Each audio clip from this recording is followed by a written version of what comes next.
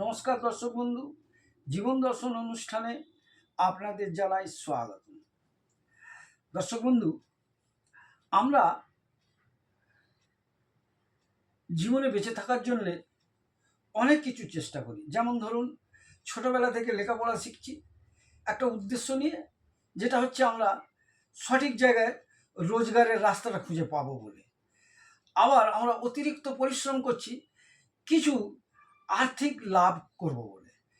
দর্শক বন্ধু, প্রত্যেকটা বাড়ির লোকেরা বা সদস্যরা সবটা কিন্তু করছে না। এই বাড়ির মধ্যে একটা বা দুটো লোক এই চেষ্টা চালিয়ে যাচ্ছে। কিন্তু এই একটাই জিনিস, যে আমরা গ্রহের অনুগত হতে পারছি কি না, কতটা গ্রহের অনুগত লাভ করেছি। যেমন ধরুন, বাড়ির প্রত্যেকটা সদস্যকে এই প্রকৃতির নিয়ম অনুসারে জেনে নিতে হবে যে ঈশ্বর প্রদত্ত আমাদের সব সময় কাজ করছে।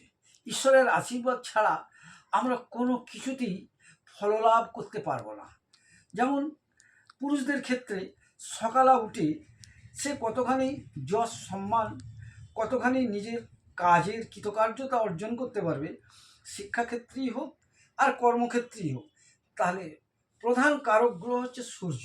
এই সূর্যদেবকে আমরা কতখানি নিজের অন্তরে রেখে শ্রদ্ধা জ্ঞাপন করে চলতে পারছি।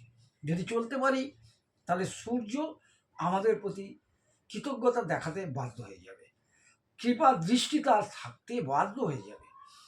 ওরকম যে সমস্ত নারীরা আছে, মানে যে সমস্ত মহিলারা সদস্য আছে, তাদেরও কর্তব্য হচ্ছে যে আমরা নিয়মিত সাংসারিক মঙ্গল কামনায় সকাল বা সন্ধে ব্যস্ত থাকি। শুধু ওই সন্ধে দিয়ে আর সন্ধেবেলা শাক বাজিয়ে আর সকালবেলা কিছু নকুলদানা দিয়ে ধূপ দেখিয়ে পুজো করলে সবটা শেষ হয়ে যায় না।